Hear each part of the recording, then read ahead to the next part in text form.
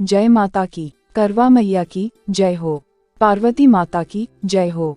करवा चौथ व्रत की कथा। बहुत समय पहले की बात है। एक साहूकार के 7 बेटे थे और उनकी एक बहन थी, उसका नाम था करवा। सभी 7 भाई अपनी बहन से बहुत प्यार करते थे, यहाँ तक कि वे पहले उसे खाना खिलाते और बाद में स्वयं खाते थे। एक बार उनकी बहन ससुराल से मायके आई हुई थी। शाम को भाई जब अपना व्यापार व्यवसाय बंद कर घर आए तो देखा उनकी बहन बहुत व्याकुल थी। सभी भाई खाना खाने बैठे और अपनी बहन से भी खाने का आग्रह करने लगे, लेकिन बहन ने बताया कि उसका आज करवा चौथ का निर्जल व्रत है और वह खाना सिर्फ चंद्रमा को देखकर उसे अर्घ्य देकर ही खा सकती है। चूंकि चंद्रमा अभी तक नहीं निकला है, इसलिए वह भूख प्यास से व्याकुल हो उठी है। सबसे छोटे भाई से अपनी बहन की हालत देखी नहीं जाती और वह दूर पीपल के पेड़ पर एक दीपक जलाकर चालनी की ओट में रख देता है। दूर से देखने पर वह ऐसा प्रतीत होता है कि जैसे चतुर्थी का चांद उदित हो रहा हो। इसके बाद भाई अपनी बहन को बताता है कि चांद निकल आया है, तुम उसे अर्घ्य देने के बाद भोजन कर सकती हो। बहन खुशी के मारे सीढ़ियों पर चढ़कर चांद को देखती है, उसे अर्घ्य देकर खाना खाने बैठ जाती है। वह पहला टुकड़ा मुंह में डालती है तो उसे छींक आ जाती है। दूसरा टुकड़ा डालती है तो उसमें बाल निकल आता है और जैसे ही तीसरा टुकड़ा मुंह में डालने की कोशिश करती है तो उसके पति की मृत्यु का समाचार उसे मिलता है। वह बौखला जाती है। उसकी भाभी उसे सच्चाई से अवगत कराती है कि उसके साथ ऐसा क्यों हुआ। करवा चौथ का व्रत गलत तरीके से टूटने के कारण देवता उससे नाराज हो गए हैं और उन्होंने ऐसा किया है।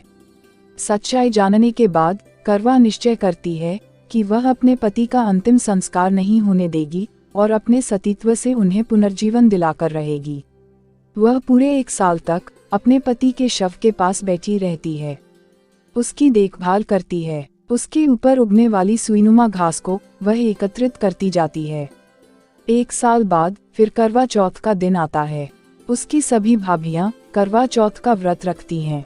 जब भाभियां उससे आशीर्वाद लेने आती हैं तो वह प्रत्येक भाभी से यम सुई ले लो, पेय सुई दे दो, मुझे भी अपनी जैसी सुहागिन बना दो, ऐसा आग्रह करती है।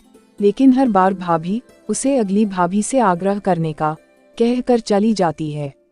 इस प्रकार जब 6ठे नंबर की भाभी आती है तो करवा उससे भी यही बात दोहराती है। यह भाभी उसे बताती है कि चूंकि सबसे छोटे भाई की वजह से उसका व्रत टूटा था, अतः उसकी पत्नी में ही शक्ति है कि वह तुम्हारे पति को दोबारा जीवित कर सकती है। इसलिए जब वह आए तो तुम उसे पकड़ लेना और जब तक वह तुम्हारे पति को जिंदा न कर दे उसे नहीं छोड़ना। ऐसा कहकर वह चली जाती है। सबसे अंत में छोटी भाभी आती है।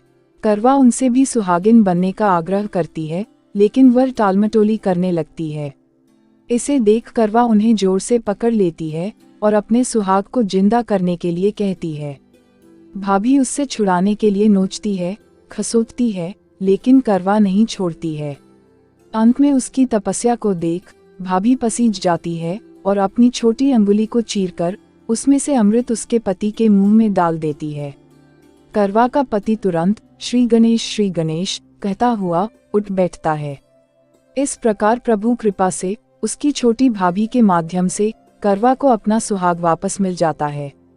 हे श्री गणेश माँ गौरी, जिस प्रकार करवा को चिर सुहागन का वरदान आपसे मिला है, वैसा ही सब सुहागिनों को मिले। करवा मैया की जय हो। पार्वती माता की जय हो।